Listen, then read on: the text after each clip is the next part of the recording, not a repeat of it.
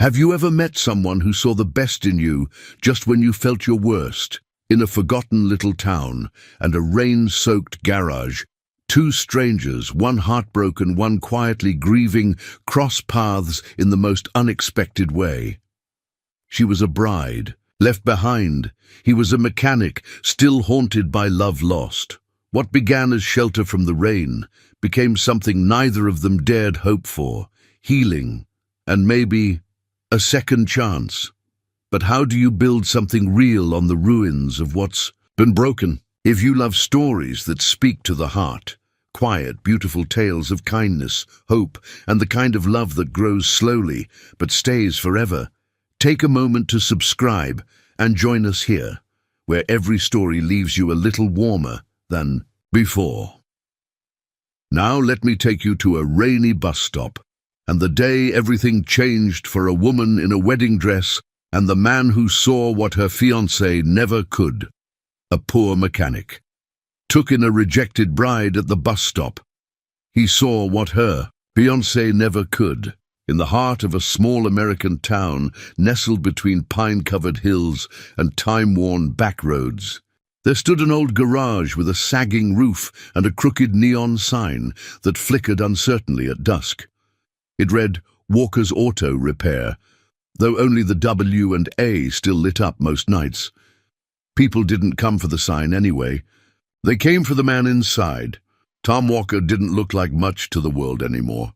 Mid-40s, lean in the way only hard work makes a man lean, with sun-lined eyes and calloused hands that carried stories too heavy for words. His hair, once thick and dark, now bore streaks of grey that he never bothered to hide. He wasn't the kind to speak unless necessary, never had the energy for small talk, but when he looked at you, really looked, it felt like he saw something deeper than most dared to see. Most days, Tom spent his time elbow-deep in engines, coaxing life back into old Fords and Chevys that had seen better decades. He hummed low to himself, bluesy notes that blended into the clinks and rattles of wrenches and sockets.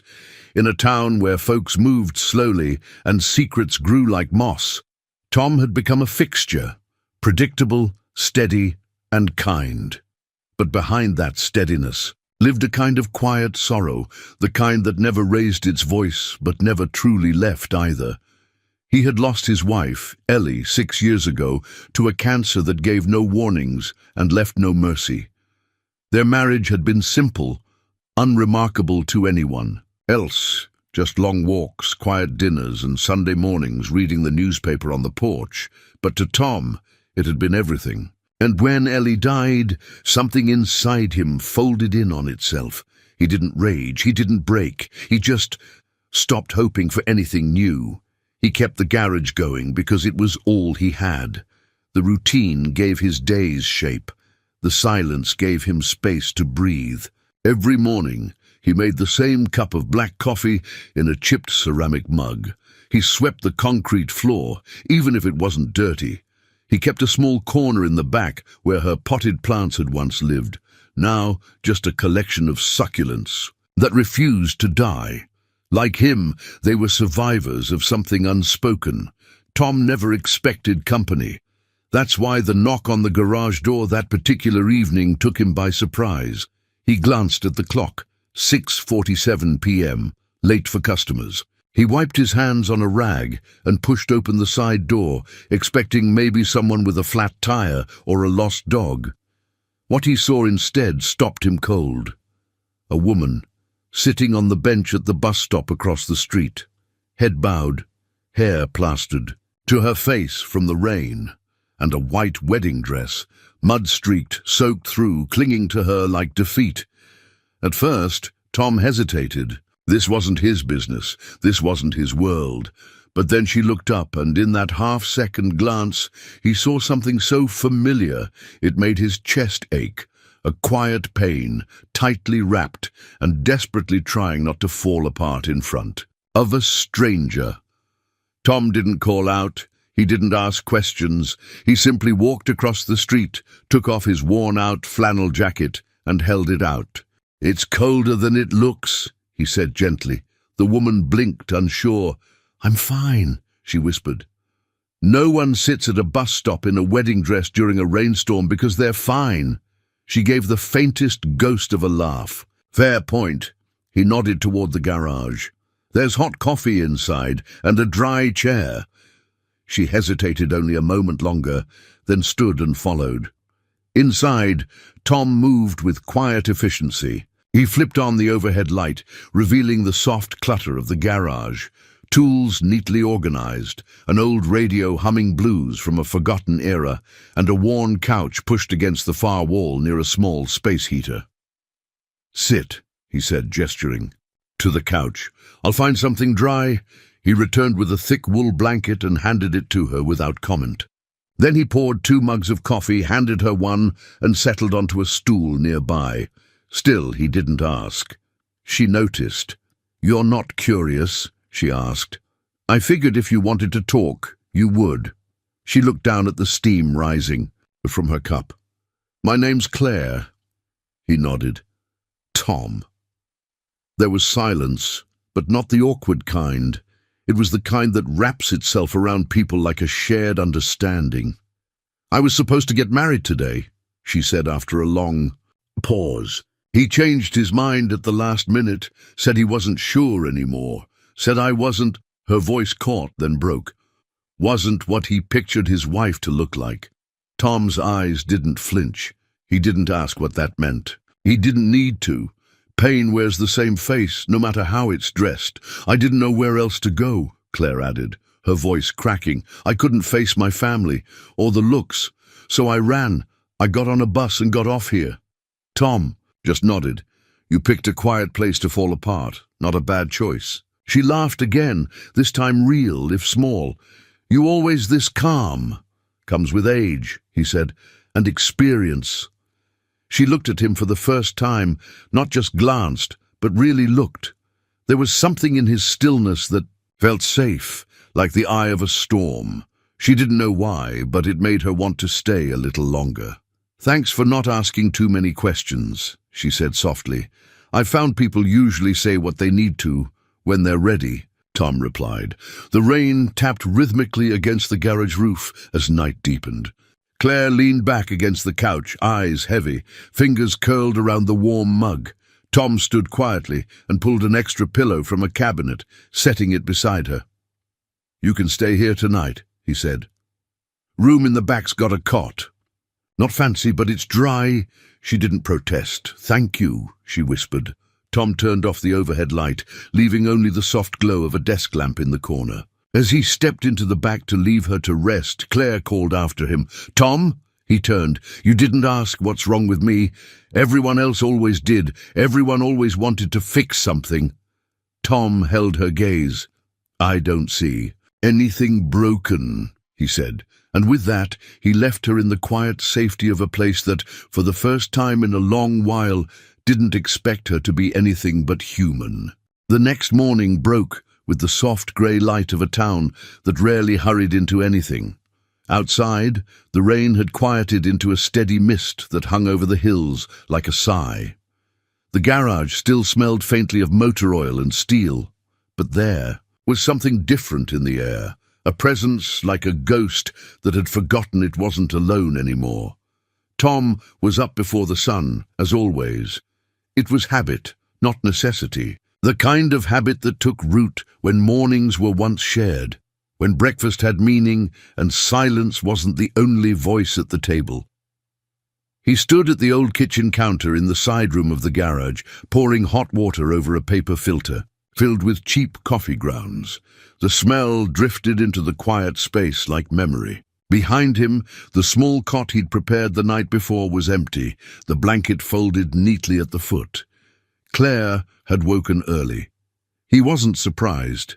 She appeared in the doorway a few moments later, barefoot, hair slightly damp, now wearing one of his old flannel shirts that hung loosely over the dress she had stuffed in a bag.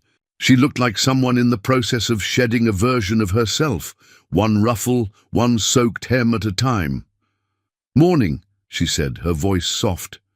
Tom handed her a mug. "Black, unless you take it otherwise." "This is perfect," she said, wrapping her hands around the ceramic like it was the first warm thing she'd touched in days. "I hope I didn't wake you." He shook his head. "I don't sleep much."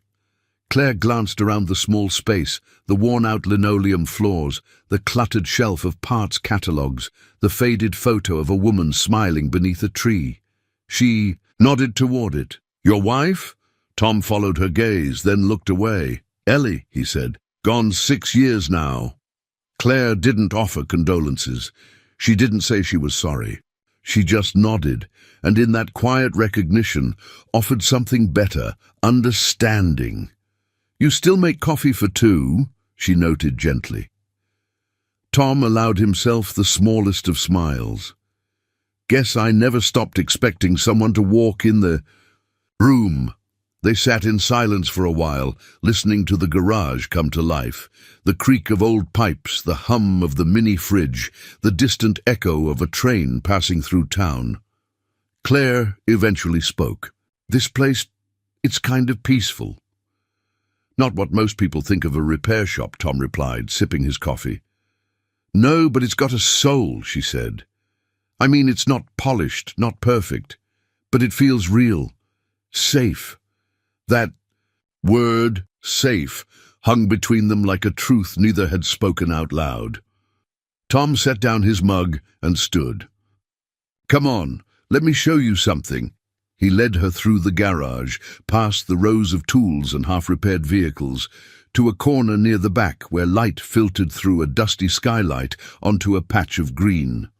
There, beneath shelves of dusty carburetors and brake pads, were 5 stubborn succulents in mismatched pots. "Unbloomed faintly, Ellie's plants," he said.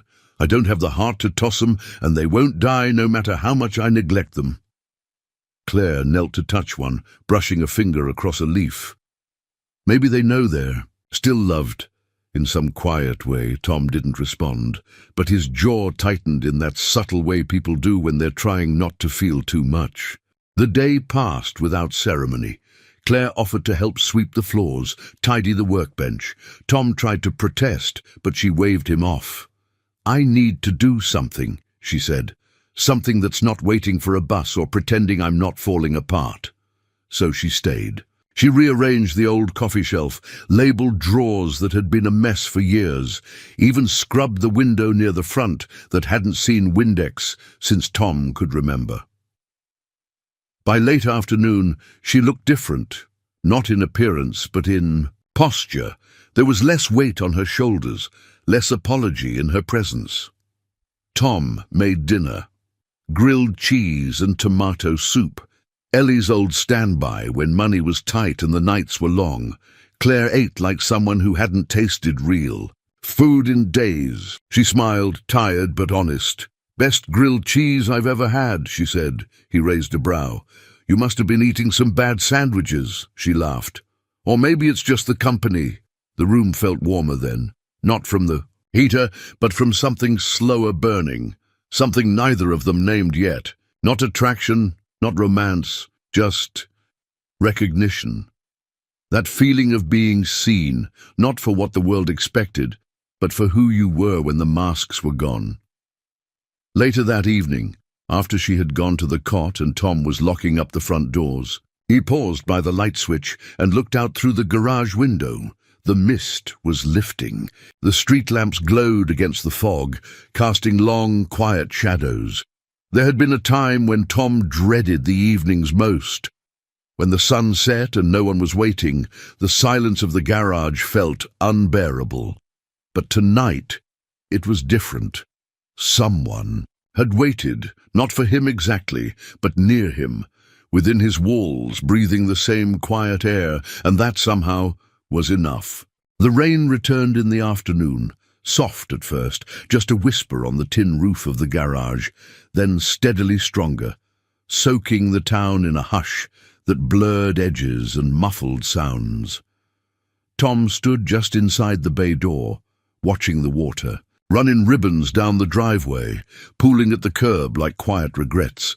He had just finished changing the alternator on a '97 Dodge Ram, and the ache in his lower back reminded him he wasn't 30 anymore. As he wiped his hands on a rag, his gaze drifted across the street to the bench at the bus stop where she'd been sitting 2 nights ago, drenched, shaking, alone.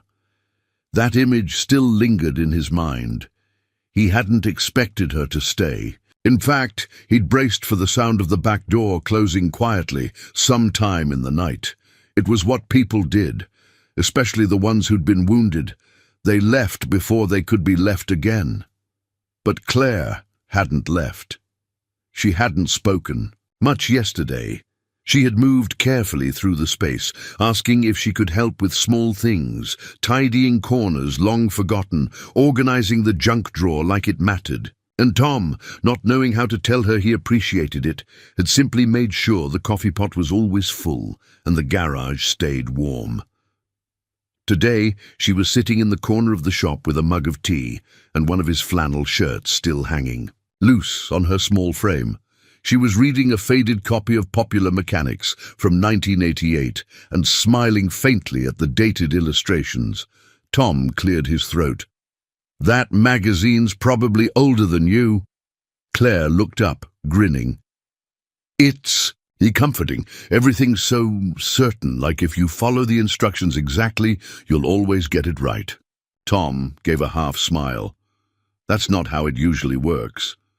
"No," she said, flipping a page, "but it's a nice idea." He returned to his workbench, trying to focus on the carburetor in front of him. But her presence tugged at his awareness, gentle but persistent, like the sound of a song you didn't realize you remembered. Around mid-afternoon, the rain reached a crescendo, pounding against the garage doors like it had something to say. Claire stood, walking toward the front window. Her expression softened as she stared out at the empty street. Tom noticed. "You okay?" She nodded, then shook her head. "That's the bus I was waiting for," she said softly. Tom followed her gaze. The old county bus, grey, wheezing, rolled to a stop across the street, hissed open its doors, and sat for a long, wet moment. No one got on. No one got off. Then it pulled away. "I wasn't even sure where I wanted to go," she murmured. "I just didn't want to be there anymore." Tom didn't ask what they meant. He didn't need to. He had his own version of it. A hospital room with fading hope, an empty house filled with echoes. Claire turned to face him. "You know, I never thought I'd be that girl, the one who gets left, the one people whisper about." "No one worth anything whispers," Tom said simply. She gave him a long look. "You don't even know me." "Know enough." Claire wrapped her arms around herself, as if the chill from the rain had found its way inside. "You don't think I'm pathetic, just showing up like that, in a dress meant for something that didn't happen?" Tom sat down. His wrench walked toward her, stopped just short of reaching out. "I saw someone brave enough to leave when it wasn't safe to stay. That doesn't look like pathetic to me." Claire looked away, blinking fast. "Besides," he added, voice softer now, "I've seen people fall apart in far more dramatic ways. At least you had the good sense to do it near a garage." She laughed then, sharp and real, and wiped at her eyes. "You're not what I expected." "I hear that a lot," he said, and walked back to his bench. That evening the power flickered once, then steadied. Tom made a simple stew on the hot plate, and they ate by lamplight. Outside, the rain finally slowed, now just a steady patter. On the roof, after dinner, Claire lingered near the doorway to the back room. "Tom, would it be okay if I stayed a little longer?" He didn't look up from the dish he was drying. "As long as you need." Claire hesitated. "I don't have a plan yet.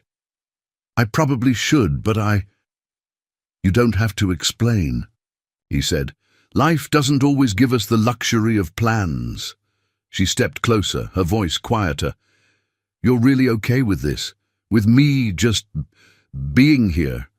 Tom turned toward her then, drying cloth still in hand, eyes steady. "Claire, sometimes the world drops people into our lives at odd times. Doesn't mean we turn them away. Maybe especially then." She held his gaze, searching for something, doubt, expectation, obligation.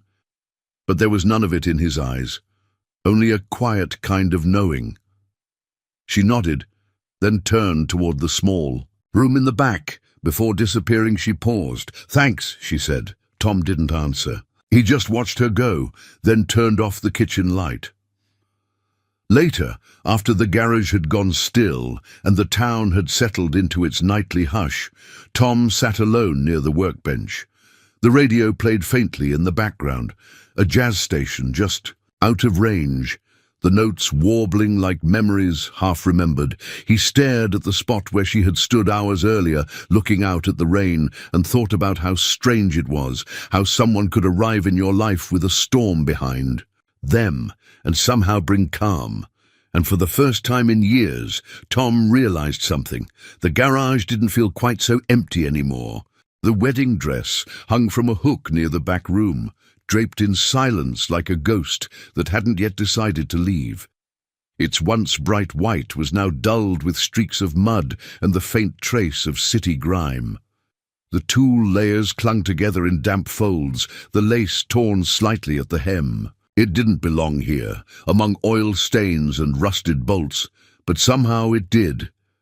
Claire stood across from it that morning, towel drying her damp hair and studying the dress as if it were someone else's life, a costume from another script. It had been chosen after 3 appointments, 2 fittings, and far too many opinions from people who loved her the way you love something you want to mold. But no one had asked her if it felt like hers.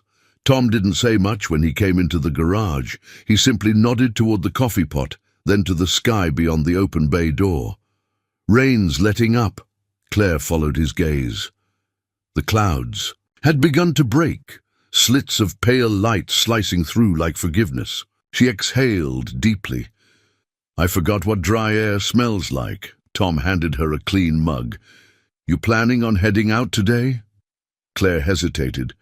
"I don't know. I keep thinking I should. But you don't want to." She looked at him, surprised. "Is it that obvious?" Tom leaned against the counter, sipping his own coffee. "I've known a lot of people who don't know where to go. They usually stay where they're treated decent until they figure it out." "And you don't mind being that place?" He shrugged. "Garage has got room. Coffee's hot. Doesn't cost me a thing to be kind." Claire smiled faintly, then glanced back at the dress. "I should throw it away." Tom didn't respond right away. "You could, or you could keep it as proof." "Proof of what?" "That you walked away when you weren't seen, that you didn't settle for being invisible." That stopped her. She hadn't thought of it that way. "I didn't walk away," she said quietly. "He left me.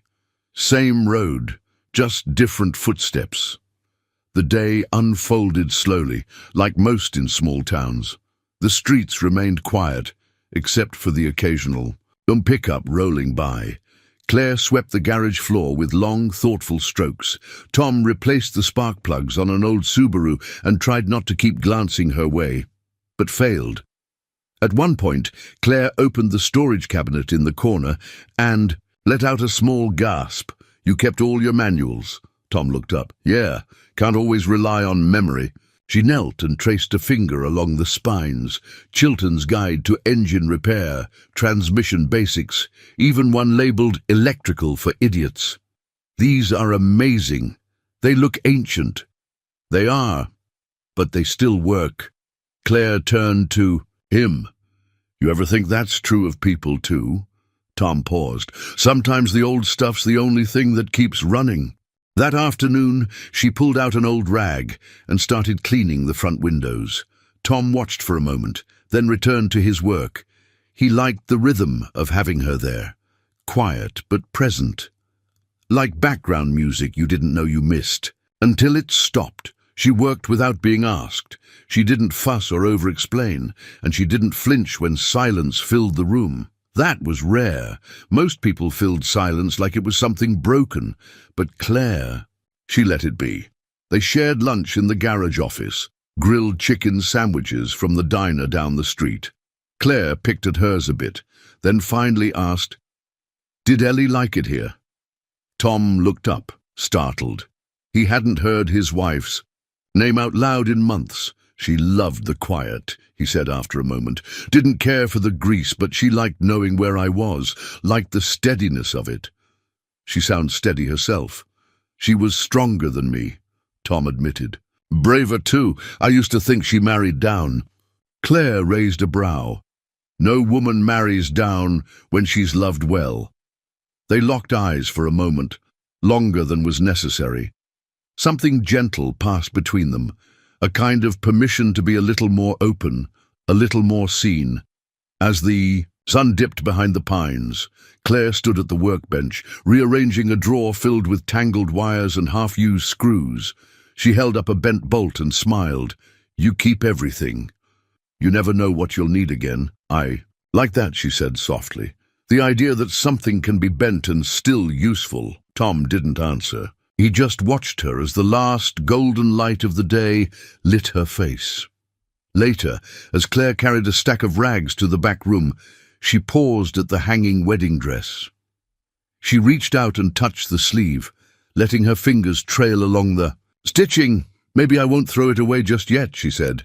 Tom, watching from his workbench, gave a small nod. It's yours. Let it remind you of who you are, not who they wanted you to be. She smiled more to herself than to him and disappeared into the back. That night, Tom didn't sit alone at his bench. He stayed in the office, flipping through one of the old manuals Claire had cleaned, sipping the tea she made, chamomile, because she said it helped her sleep. He wasn't sure it did, but he drank it anyway. The garage felt different now. Not louder, not busier, just warmer. As if someone had opened a window in a house long shut and let in air again. He glanced toward the back, where a faint light glowed beneath the door. Claire was still awake, probably, maybe thinking about all the ways her life had changed in 48 hours. Maybe not thinking at all, just breathing, resting, healing. Tom looked around at the tools, the grease, the familiar disorder of his world, and for the first time in a long while, he didn't feel like the last page of a story. He felt like a new chapter might be beginning. The sky turned the color of steel wool as evening fell over the town, bringing with it a crispness that hinted of the coming winter. The air smelled faintly of pine, oil, and rain-soaked pavement, scents that wrapped themselves around the old garage like a blanket too worn to throw away but too comforting to replace. Inside, the world moved more slowly. The final echoes of tools clinking against metal had quieted. The shop had been swept, the lights dimmed, the heater in the office rattled with familiar effort. Claire sat cross-legged on the old couch in the corner, a flannel blanket over her legs and a chipped mug of tea warming her hands. The wedding dress still hung from the wall in the back, now dry but quietly out of place, like a framed memory no one had the heart to take down. Tom, seated at his workbench, was thumbing through a catalogue of engine parts he didn't really need. He wasn't reading, just letting the silence breathe between them, comfortable and undisturbed. Did you ever think you'd live alone this long? Claire asked suddenly. Tom glanced up, eyebrows raised. Direct hit, he said, setting the book down. Claire gave a small smile. Sorry, it's just, I was thinking about how quiet it gets here at night. I used to hate silence. Now I think I might be addicted to it. Tom leaned back in his chair, arms crossed. It's a strange kind of peace, isn't it? The kind that comes not because everything's right, but because, at least for now, nothing's demanding you pretend. Claire nodded, her gaze dropping to the mug in her hands. Yeah, that's exactly it. They sat for a moment longer before Claire looked up again. You don't ask questions, Tom shrugged. I figure life's already asked you plenty. But don't you wonder? About me? I do, he said simply. But wondering isn't the same as prying. Claire studied him. What if I want to be asked? That surprised him. He thought about it, then nodded once. Okay. Why were you going to marry him? Claire looked away, out the front window, where a lone street lamp hummed in the dark. Because I thought if I became the person he wanted, maybe someone would stay. The words landed like a soft thud in the quiet room. I spent months changing things, she continued.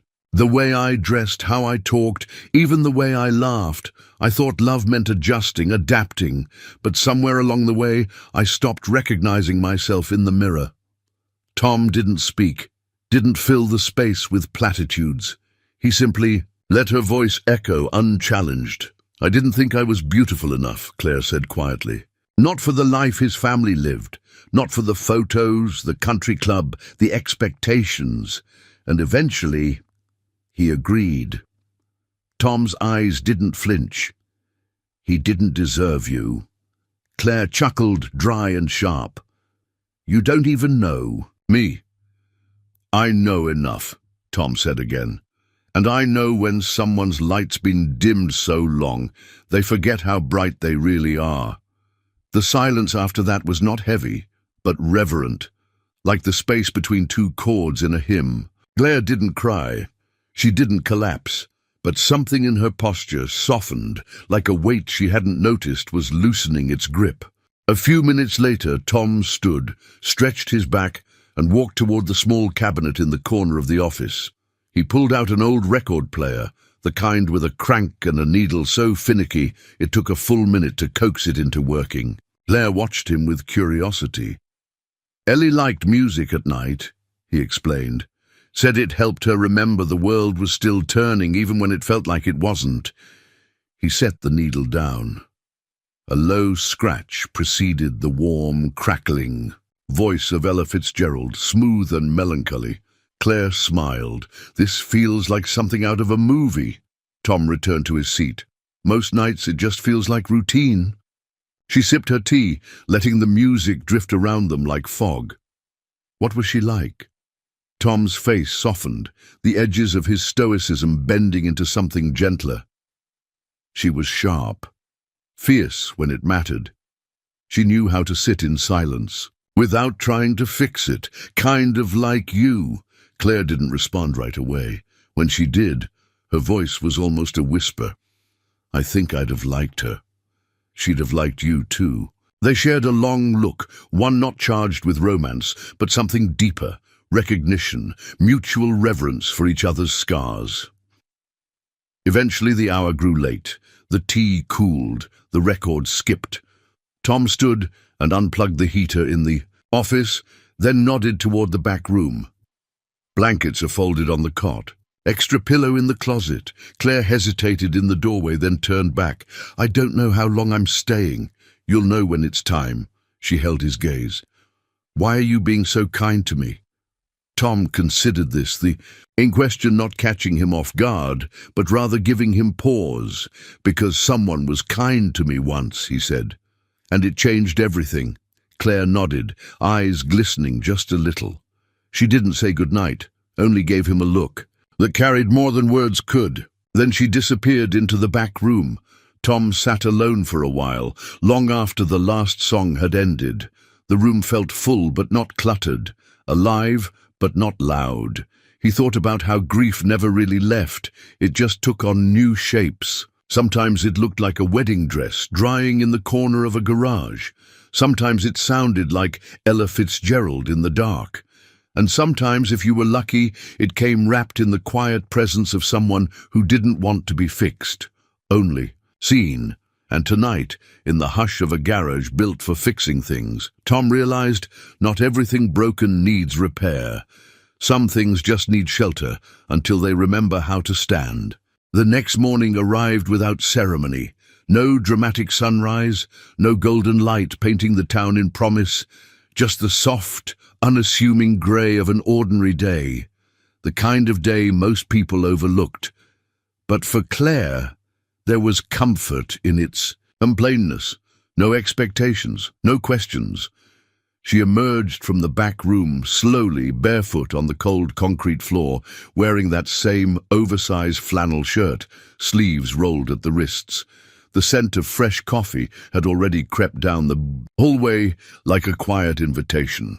In the garage's modest office, Tom was seated at the desk with a mug in one hand and a worn notepad in the other. He looked up as she stepped in, nodding once in that quiet way of his. "Morning," he said. "Morning," she echoed, accepting the steaming mug he pushed toward her without a word. They sipped in companionable silence. The heater rumbled in protest, doing its best to keep the morning chill at bay. Claire studied the lines of his face, the quiet weariness, the stillness in his eyes. There was nothing about Tom Walker that tried to draw attention, and maybe that was what made him impossible to ignore. "I used to think quiet meant emptiness," she said, stirring her coffee even though he hadn't added anything to it. Tom raised an eyebrow. "And now?" She considered it. "Now I think it just means there's space for things to grow." He didn't respond right away. Then, "Not everything grows just because there's space." "No," she agreed, "but some things only grow when no one's stepping on them. A flicker of something passed between them, an understanding forged not in shared experiences, but in parallel wounds." Later that morning, Claire wandered out to the front of the garage, where the sun was trying to press through the clouds, half-hearted, but persistent. She leaned against the doorframe and watched as an elderly man parked a rusting Buick and stepped out, clutching his back. Tom came out behind her, recognizing the car, before the man even made it to the sidewalk. "Frank Gallagher. Been driving that clunker since '89. Is it still running?" Tom shrugged. "Barely, but it's like him, stubborn enough to keep going." Frank approached with a grin. "Tommy, got a noise in the engine, sounds like a marching band." Tom gave him a dry smile. "That car's been noisy since Reagan was in office." Frank laughed and handed over the keys. "Just make her sing again." As Tom popped the hood and bent over the engine, Claire lingered nearby, watching. There was something beautiful in the way he moved, efficient, calm, practiced. She'd seen her ex-fiancé fiddle with expensive watches, show off his taste in wine and luxury cars, but none of it had ever felt as grounded as this. "What made you become a mechanic?" she asked, stepping closer. Tom glanced at her from under the hood. "I was 15. My dad's truck died on a back road in February. We were stuck, middle of nowhere. I took it apart on instinct. Didn't fix it that day, but I knew I wanted to learn how." Claire smiled. "You like knowing how things work?" He nodded. "And I like knowing I can help when they don't." She tucked a strand of hair behind her ear. "I studied interior design. Dropped out after 2 years." "Why?" She hesitated. "Because my father thought it wasn't a real profession. Said I'd waste my potential making pretty spaces instead of building something that mattered." Tom tightened a bolt with deliberate care. "And what did you think?" "I thought making space for people to feel safe mattered a lot." He straightened, wiping his hands on a rag. "Sounds like you were right." Claire blinked, caught off guard by the ease of his affirmation. No one had said that to her before, not without a but attached. That afternoon, Claire took it upon herself to tidy the storage room near the back, an unruly space with stacked boxes and half-forgotten parts. She dusted, labeled, sorted bolts by size. Tom peeked in once, raising an eyebrow. "Didn't ask you to clean." She smiled over her shoulder. "You didn't have to." By the time evening approached, the garage looked a little more alive. The clutter hadn't disappeared. This wasn't a miracle, but there was a sense of care now, of presence. Tom didn't say anything, but Claire noticed the way he paused for a second longer in each room she touched, the way he set down his tools a little softer. As she poured them each a cup of tea later, she said, "You know, this isn't just a garage." Tom took the cup, puzzled. "It's not? No. It's a place where people bring broken things, expecting judgment, and instead get patience." He looked at her, eyes narrowing slightly in thought. "And what about people who are broken? They get patience too." That night, Claire sat on the front step of the garage, knees tucked to her chest, a borrowed hoodie pulled tight around her shoulders. Tom joined her without asking, a second blanket in hand, which he draped over her legs. They didn't speak for a long time. The night was cool, but not biting. Above them, stars peeked between thinning clouds. Claire broke the silence. Do you ever think some people spend so long pretending they're fine, they forget how to be anything else? Tom didn't answer immediately. When he did, his voice was soft. I think some people were never given the choice. She nodded, her gaze drifting to the quiet street beyond. I used to believe that if I was enough, thin enough, graceful enough, polished enough, he'd love me better. But now I think he just didn't know how to love someone who didn't need fixing. Tom looked at her, long and steady. You're not broken, Claire. She met his gaze, her voice barely above a whisper. Then why does it still hurt? He exhaled, slow and deep. Because healing doesn't mean forgetting. It just means learning how to live where the pain used to be.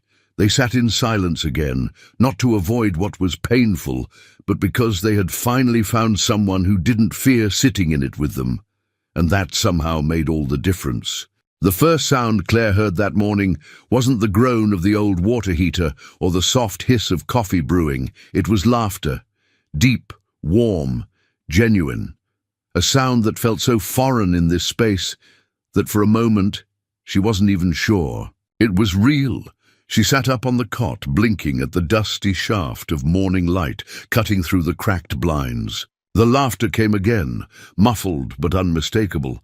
She slipped her feet into borrowed slippers, pulled Tom's flannel shirt around her, and stepped out into the garage.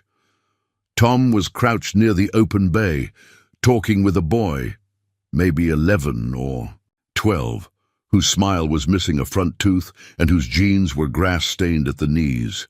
The boy held a soccer ball under one arm and was gesturing wildly toward an old bike propped against the wall. She says I wrecked it, the boy explained, but really it just tipped over, Tom smirked. Tipped over into a mailbox, huh? I mean it jumped at me. Claire leaned in the doorway, arms folded, watching with quiet amusement. Tom finally stood and ruffled the boy's hair. Go wash up in the sink. I'll take a look at it. As the boy darted off, Claire stepped closer.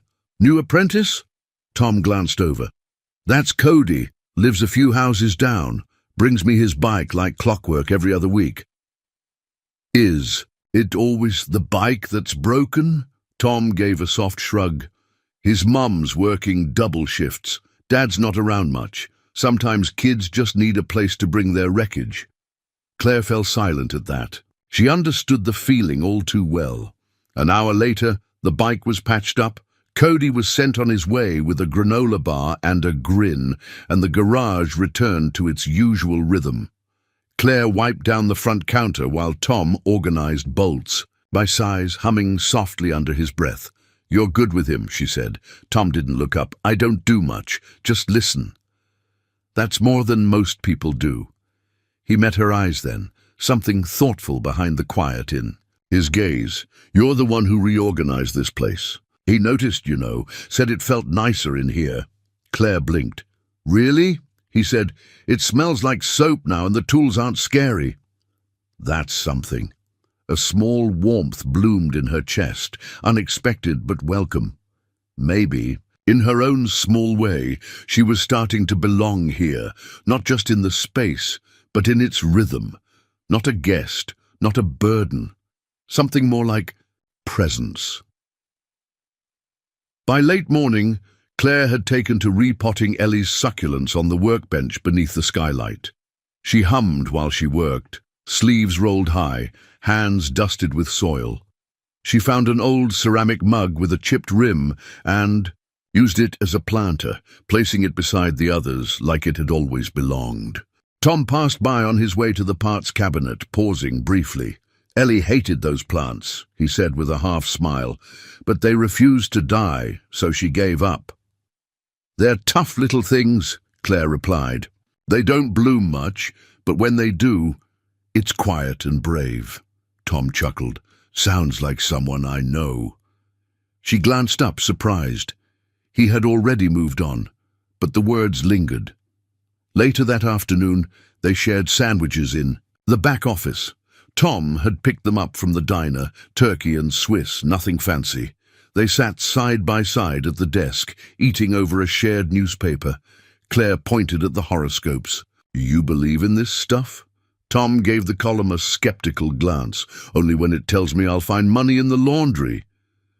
She laughed, the kind of laugh that came from deep in the chest, unguarded. Tom looked over at her, surprised by how easily the sound filled the room. It tugged at something he hadn't felt in a long time, not attraction exactly, but a kind of joy, a recognition that her presence shifted something inside him he didn't know had stayed locked away.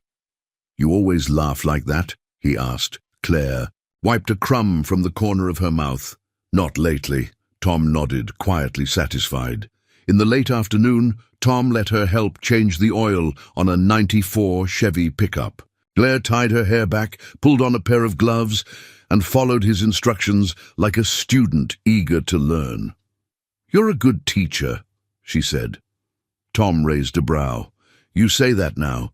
Wait till we get to spark plugs." She grinned. "Bring it on." By the time they finished, both of them had smudges of oil across their faces and shirts. Claire caught her reflection in the garage window and laughed. "I look like I've been wrestling in a junkyard." Tom leaned beside her, studying her reflection, then looked at her directly. "I see someone who's not pretending anymore." The laughter faded, but the warmth remained. That night, as twilight painted the sky in brushstrokes of lavender and rose, Claire stood outside near the garage, watching the last of the light sink below the hills. Tom joined her, handing her a steaming mug of tea. They stood side by side, without speaking for a long time. The air was crisp but gentle, the kind of evening that wrapped itself around you like an old song. Claire finally broke the silence. "It's strange how quickly this place feels like home." Tom nodded. "Some places don't need time, they just need space." She turned to him, eyes soft. "You make it easy to breathe, Tom." He didn't say anything. He just looked at her, the corners of his eyes crinkling. "You do the same," he said after a beat. Claire looked down, her voice barely above the breeze. "Do you think people like us, people who've lost and been left, do you think we get to start again?" Tom didn't hesitate. "I think we already are, and there, in the hush between day and night, with tea in their hands and no need for masks, two people who hadn't asked for a second chance realized they'd stumbled into one anyway. It was Sunday, the kind of Sunday that wore quiet like a second skin. The town moved slowly, half asleep under a pale sky. Church bells rang out in the distance, muffled by the crisp air. Inside the garage, however, there was motion, gentle, unhurried, purposeful. Claire was at the stove in the small office kitchenette, humming softly as she stirred a pot of something warm and familiar. The scent of roasted garlic, herbs, and chicken filled the space, winding its way through the garage like a thread tying everything together. Outside, Tom was finishing a tire rotation for Mrs. Whitaker's aging Buick, but even he paused to take in the smell, eyebrows lifting in curiosity. "You're cooking?" he asked, stepping inside and wiping his hands on a rag. Claire glanced over her shoulder. "I'm trying. It's nothing fancy, just soup. But after 4 days of sandwiches and diner food, I figured we deserve something homemade."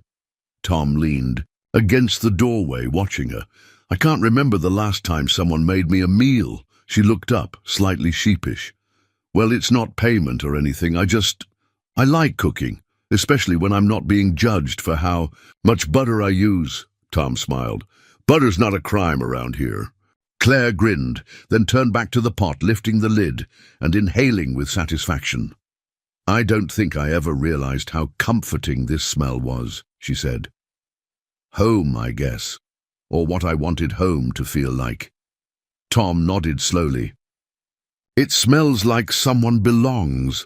They ate at the workbench that afternoon, using mismatched bowls and spoons with worn handles. Tom cleared a space among the spark plugs and washers, and Claire laid out a folded dish towel like a table runner.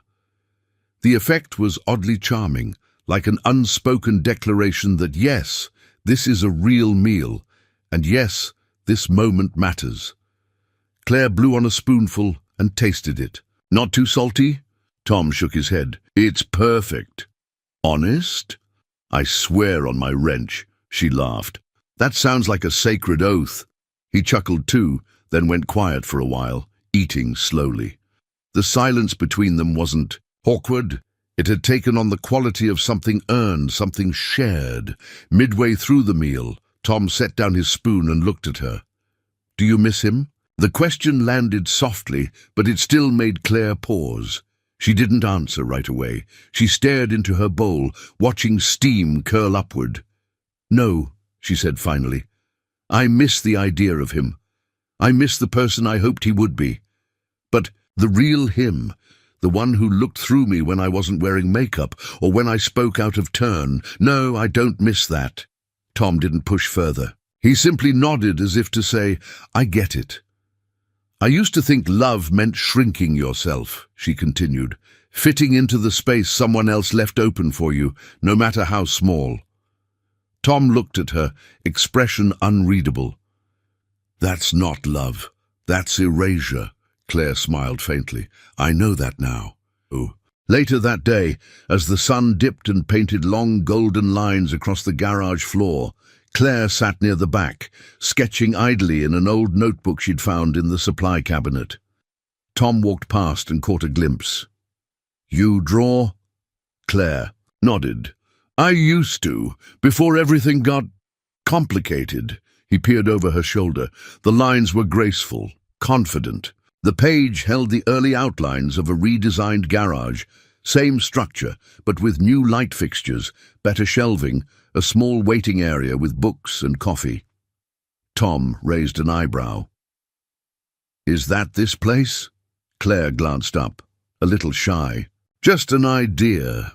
It's a good one, she shrugged. It's probably silly. I mean, you've been doing just fine without it. Tom considered that. Maybe. But there's nothing wrong with reimagining something you care about. Their eyes met, and for a moment Claire saw something in him she hadn't noticed before.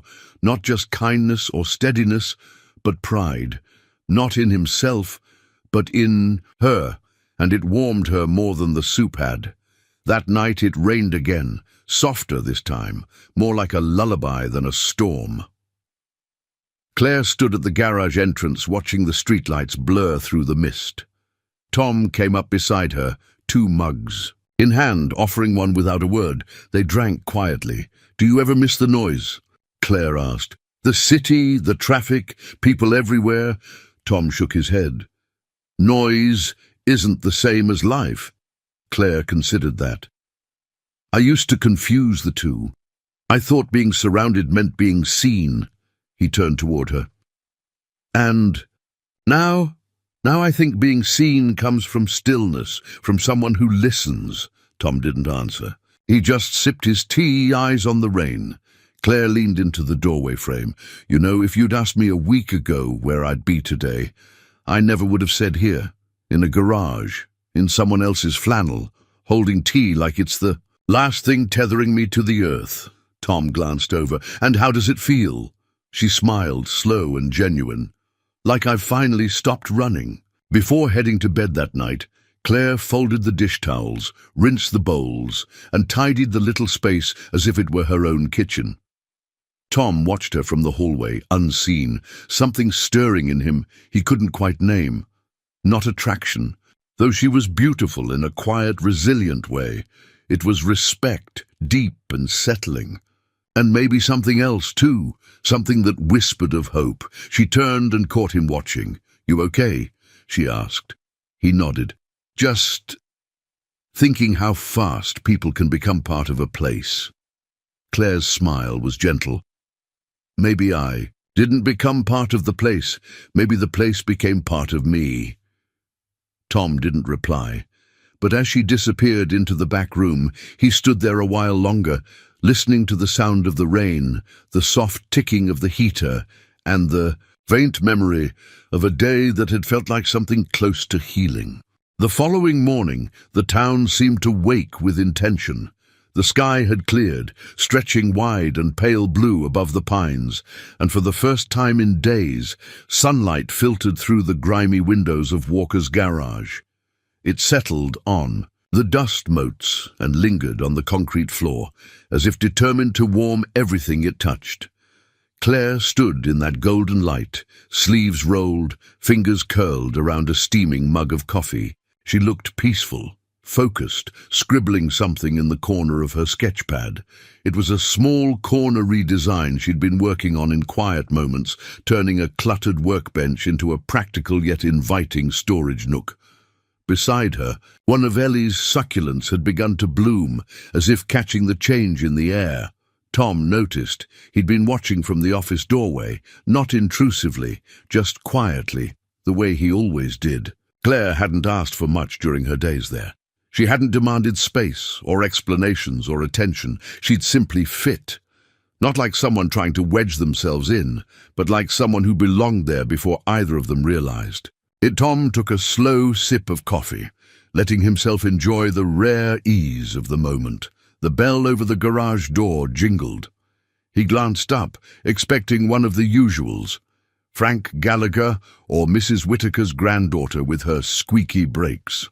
Again, but the man who walked in didn't belong to this place, and everything about him said so. He was dressed in a navy wool coat, collar stiff, shoes too polished for oil-stained concrete. He looked around the garage as if taking in something he wasn't quite sure how to approach. Claire didn't look up until he spoke. "Claire!" Her entire body froze. Tom set down his mug. The man stepped forward, removing his leather gloves with slow precision. "Claire, it's me. I've been looking." Everywhere, Claire turned. Her face had drained of all color, and the guarded light Tom had come to recognize in her eyes snapped back into place like a defense system rebooting. "Dad," she said, voice flat. Tom didn't move. He just stood behind her, quiet, present. Her father took another step. "I know you don't want to see me, and maybe I deserve that. But Claire, sweetheart, you disappeared. I didn't know where you were. I had to find you." Claire set the mug down carefully, hands trembling just enough for Tom to notice. "I didn't disappear," she said. "I just walked. Away from something that was never mine to begin with." Her father exhaled, running a hand through his silver-streaked hair. "Claire, I wasn't trying to control you. I just wanted what was best." "No," she interrupted. "You wanted what looked best, what presented best, a perfect wedding, a perfect husband, a daughter who fit into a picture you could show off at board meetings." Her voice didn't rise. It was low, steady, a quiet kind of pain. Tom remained where he was, a steady shape behind her. Claire knew he wouldn't interfere, and somehow that gave her the strength to keep going. "You never asked if I was happy. You never once looked at me and saw someone who was drowning in a dress picked out by other people." Her father looked genuinely wounded. "I didn't know. I thought he loved you." "He did," she said, with a trace of bitterness. "Until I stopped pretending." The room went quiet. Outside, a breeze rustled the wind chimes someone had hung on the gas station across the street. The soft clang of metal against metal, distant but constant. Her father cleared his throat. "Claire, I didn't come to fight. I came to say I was wrong." She blinked. He stepped closer. "I judged you. I judged him. I thought if you married someone safe, you'd have a life without pain. I didn't realize I was handing you to someone who didn't even know how to see you." Claire's mouth opened, but no words came. Her father's gaze softened. "But he didn't see you, and this place." He looked around, taking in the garage, the plants, the worn benches, the dust. "Somehow I think this place does." Looked directly at Tom. "You've been taking care of her." Tom met his gaze without flinching. "I didn't fix her. I just gave her space to be unbroken." There was a long silence after that. Then Claire's father reached into his coat and pulled out an envelope. He extended it to her. "This isn't a condition," he said. "It's just an offer. If you still want to open your own design space, your mother's old studio, I'll fund it. No strings. I should have done that years ago." Claire stared. At the envelope, then at her father. Slowly she took it, tucking it under her sketchpad without looking at it again. "Thank you," she said. "But I haven't decided yet." He nodded. "That's fair." They stood in that strange truce for a moment longer before her father turned to Tom. "She's stronger than I gave her credit for," he said. Tom's response was calm. "She always was. You just weren't looking close enough." Then her father left, the bell jingling again as he stepped into the sun. Claire didn't move for a while. She sat on the workbench, staring at the sketch she'd been working on before he arrived. Tom came to sit beside her, careful not to say anything until she was ready. Finally she spoke. "That was the first apology he's ever given me." Tom nodded. "And I don't even know if it matters." He looked at her steady. "It doesn't have to. It just has to be true." She turned toward him, eyes misty but calm. "You stayed quiet. You didn't need saving." She let out a breath that sounded like the end of a held note. "I didn't know people like you existed," she said softly. "People who don't rush in, don't try to fix, don't ask for anything back." Tom looked at her, something flickering. In his chest he hadn't let himself name yet. "You didn't need someone to fix you. You just needed someone who didn't look away." She smiled then, small, sad, and maybe the bravest thing she'd done all week. The garage was quiet that evening, not with the soft, healing silence they had grown used to, but with something heavier, something uncertain. Outside, the first signs of autumn had begun to settle over the hills. The leaves along the edge of the woods had turned brittle gold, the wind just sharp enough to raise a shiver. Claire sat alone near the back, sketchbook open, but her pencil unmoving. The envelope from her father sat beside her unopened. All afternoon she'd meant to look inside, to decide, but somehow she couldn't bring herself to touch it.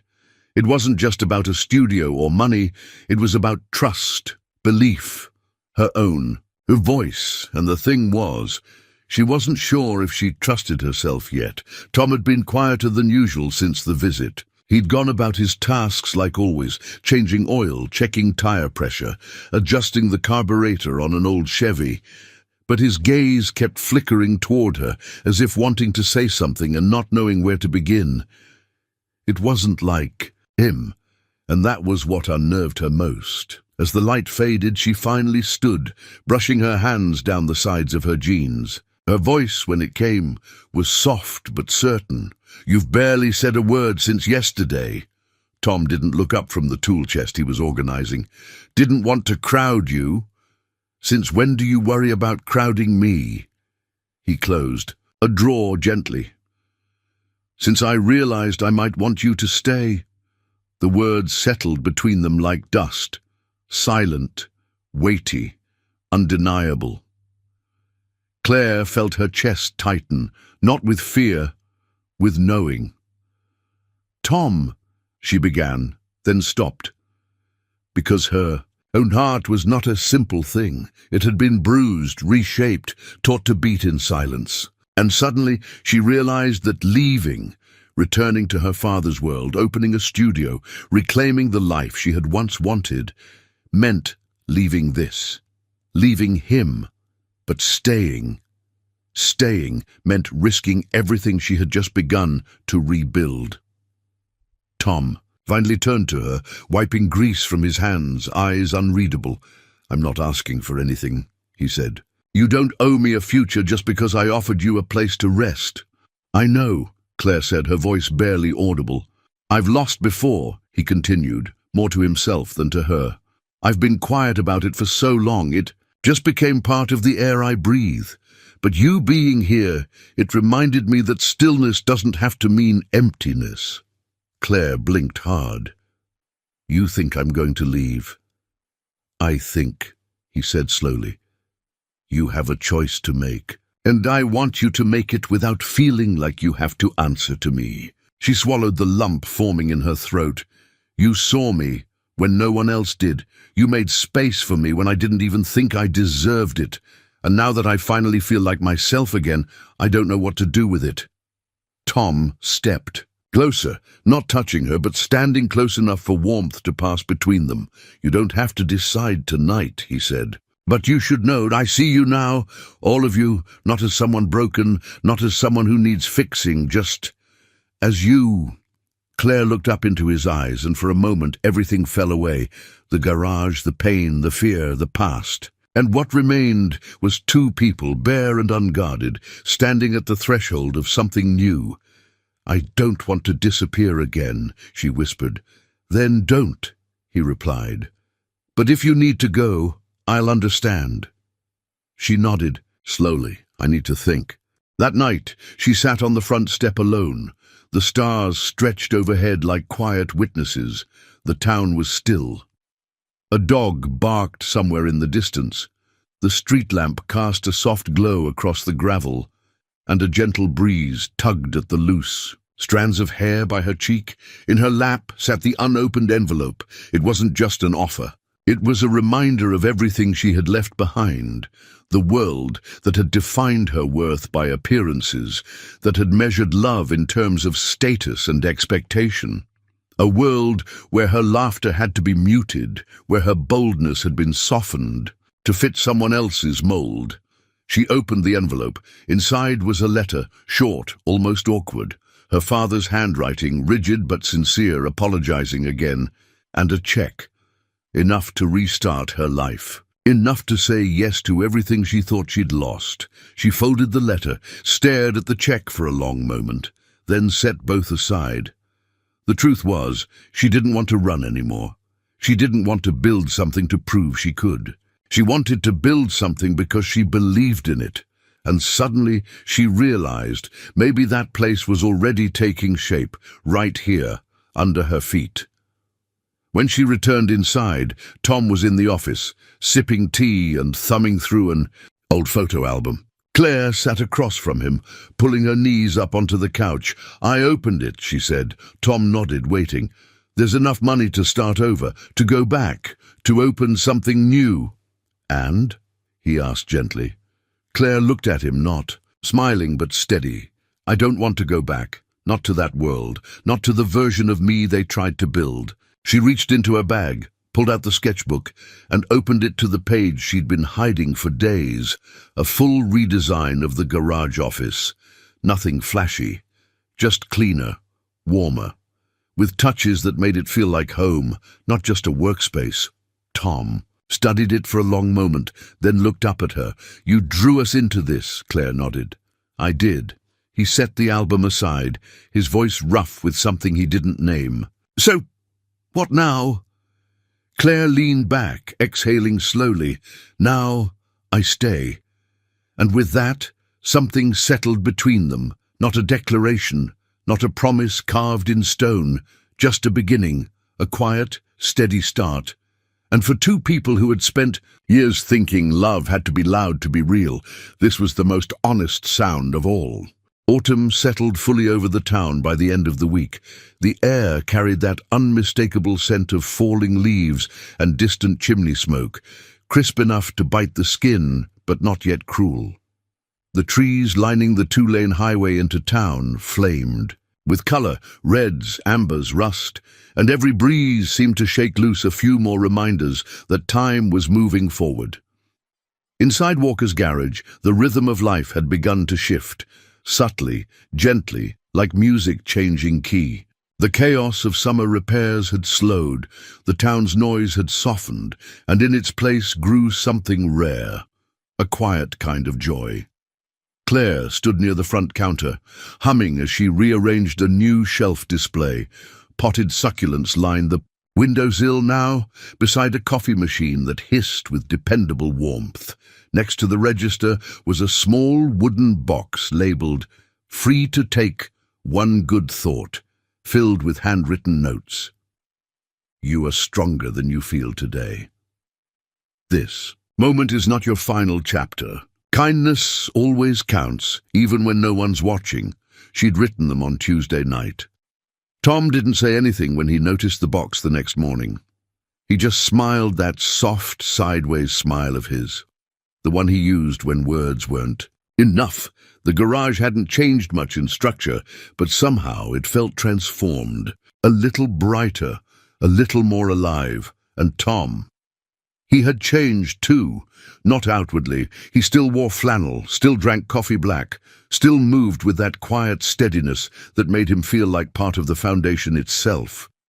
But there was a lightness in his shoulders now, a softness in the way he looked at her across the room, like he'd exhaled something he'd been holding for too many years. That morning, Claire found him outside, tuning up a rust-red truck with a faded veteran's decal on the bumper. She handed him a fresh cup of coffee and leaned beside him, arms crossed, watching the wind carry leaves across the gravel lot. "You think it's too late to paint the front sign?" she asked. Tom smirked. "You mean the sign that's been hanging crooked for a decade?" She nudged him playfully. "Exactly that one." He set down the wrench and wiped his hands. "What did you have in mind?" "I don't know. Something simple, warm, something that says this place doesn't just fix things, it welcomes people." He glanced at her, eyes steady. "Kind of like you." Claire met his gaze. "You let me be that here." He looked away, pretending to inspect the engine, but his voice betrayed him. "I didn't let you. You just were." That afternoon they walked into town together. It was the first time they'd done it without any particular errand.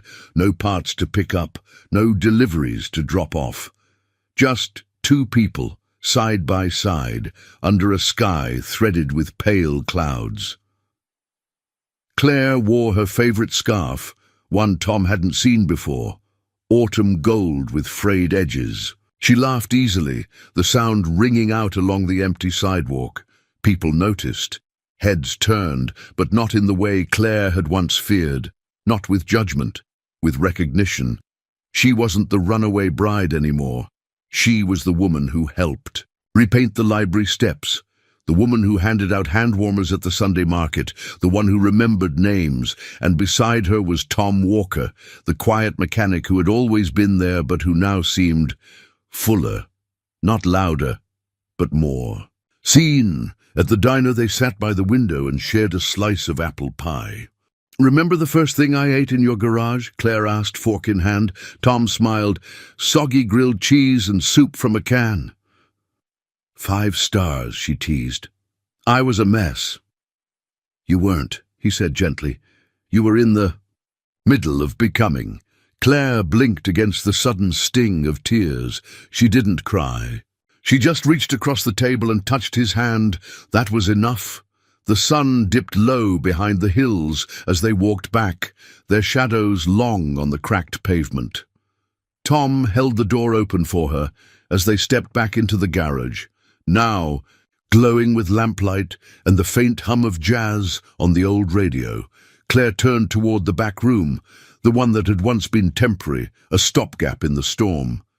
But tonight, she didn't retreat. Instead, she walked to the workbench and pulled out the sketch she'd kept folded beneath her notebook.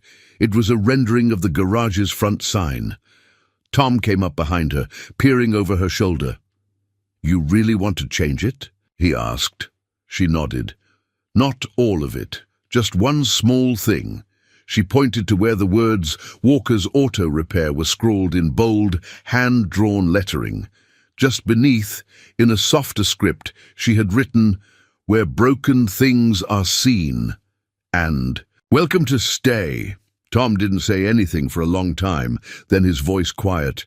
"That's the truest thing anyone's ever put on a wall." A week later, the new sign was up, painted by Claire, hung by Tom. People noticed. They asked questions. They smiled. Some left with more than just an oil change. They left with a thought tucked into their pocket, a warm drink in their hand, a feeling they couldn't quite name. One rainy evening, a couple in their 50s pulled into the lot with a sputtering engine. They sat quietly in the office while Tom worked, and Claire brought them tea. When the woman looked around, taking in the cozy touches, the music, the smell of lavender from a small dish on the counter, she said, "It feels like someone put their heart into this place." Claire smiled. They did. Tom stepped in then, wiping his hands, and nodded toward the street. Rains letting up. The couple left with a working car and a folded note from the wooden box. The garage door closed behind them with a soft click. Claire turned toward Tom. "The rain's always letting up around here." He met her eyes. "It has a way of doing that when someone's waiting on the other side." That night, they sat on the front step together, sharing a blanket, mugs of chamomile in hand. No declarations were made, no grand gestures, just a gentle leaning in, her head resting on his shoulder, his hand finding hers, fingers lacing together. Like roots finally settling into soil, there was nothing left to prove. They had seen each other, truly seen, and chosen not to look away, and that in the end was love. Not the kind with fireworks, but the kind that waits at the bus stop in the rain, the kind that fixes broken things without asking why they broke, the kind that stays. What did you think of the story? Have you ever met someone who saw the real you when no one else could? I'd love to know where you're watching from. Drop a comment and say hello. It means the world to know who's out there, sharing these moments with us, and if this story touched you in any way, consider subscribing. Here, we tell stories that heal, stories that remind us of the goodness in people, and stories that make you feel a little less alone in this world. So if that's something you need, this space is for you. Thank you, truly, for spending this time with me, wherever you are, and whatever your heart is carrying tonight. I hope you leave this story feeling just a little more seen. Until next time, take care and be kind.